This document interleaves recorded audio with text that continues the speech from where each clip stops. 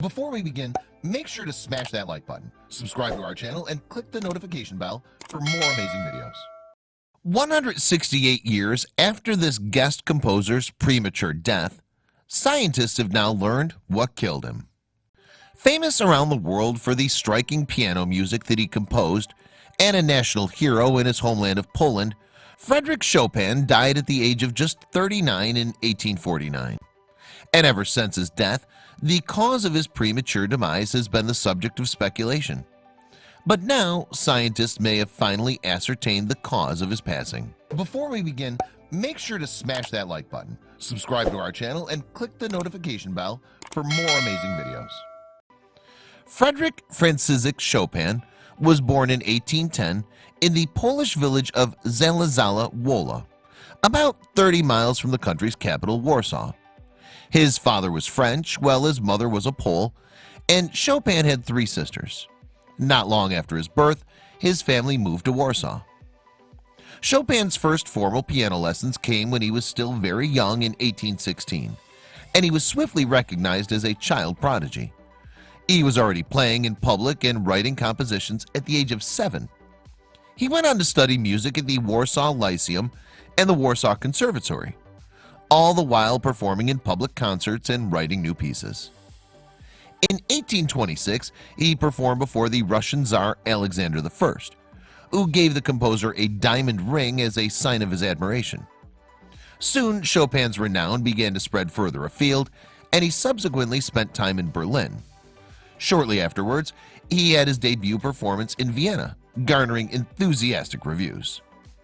After further travels around Europe, Chopin finally left Poland for good and made his way to Paris in 1831.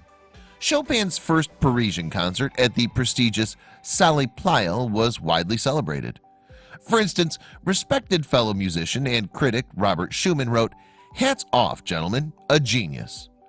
The composer had truly arrived on the European music scene of the 19th century. And Chopin now moved in some of Europe's most exalted cultural circles. He rubbed shoulders with fellow composers Hector Berlioz and Franz Liszt, as well as the artist Eugene Delacroix, who painted his portrait of him when Chopin was 28. He also embarked on an affair with the author Georges Sand in 1838, even though his first impression of her had been far from favorable. What an unattractive person Sand is. Is she really a woman? Chopin had asked rather ungallantly.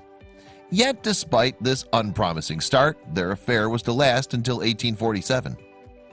However, as early as 1842, when Chopin was still only 32 or 33, his health began to show worrying signs of decline. In a letter that year to his friend and mentor Albert Grützmaler, Chopin wrote, "I have to lie in bed all day long. My mouth and tonsils are aching so much." As his physical condition deteriorated, sadly, so did his musical output. In 1848, Chopin embarked on a tour of England and Scotland, performing at concerts in Edinburgh and Glasgow. And in an eerie premonition of the future, he wrote his last will and testament while staying in Edinburgh. "A kind of disposition to be made of my stuff in the future if I should drop dead somewhere," as he put it in another letter to Grützmaler. It was in November 1848 that Chopin played his last concert. He performed it in the splendid surroundings of London's Guildhall at a charitable event to support Polish refugees. By this stage, though, it was clear that he was gravely ill, and his doctors did not believe that he could make a recovery. Chopin subsequently journeyed back to Paris in late November. Chopin passed away in the hours of October 17, 1849. Although his funeral, a fortnight after his death, was a ticket-only affair at the Church of Madeleine in Paris, some 3,000 people turned up. Mourners traveled from as far afield as Vienna, Berlin, and London. Shortly before his death, Chopin made a somewhat peculiar request. With a pencil, he wrote, "As this cough will choke me, I implore you to have my body opened so that I may not be buried alive." And so it was passed.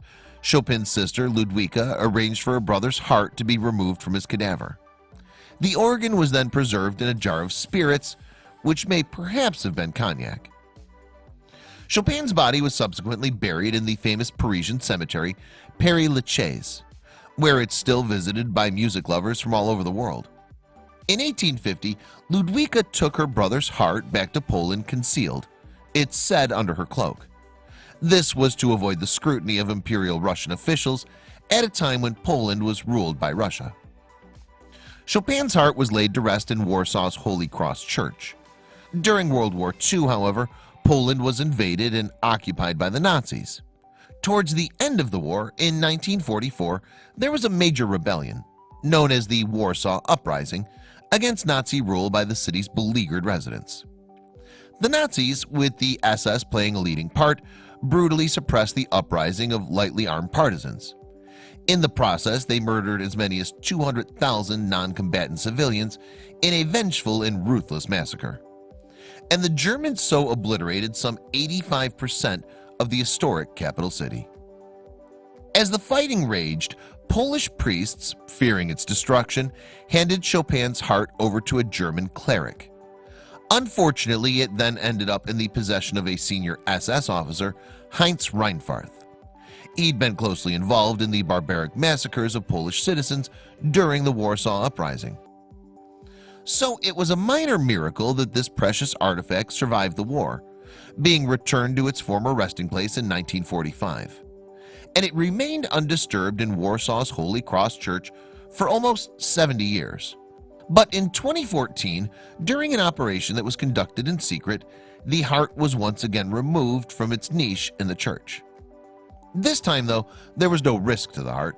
It was being removed by researchers with the approval of the Polish Catholic Church and the government. The purpose was to check that the organ was still in a good state of preservation and to find out the answer to an enduring mystery. Just what had killed Chopin at such an early age? It was to be another 3 years before the results of the examination of the heart were made public, however. They finally appeared in a paper published in the American Journal of Medicine in October 2017. The scientists were not permitted to take the heart out of its container, so any genetic analysis was impossible. But observation of the organ led them to the conclusion that Chopin died of complications arising from tuberculosis.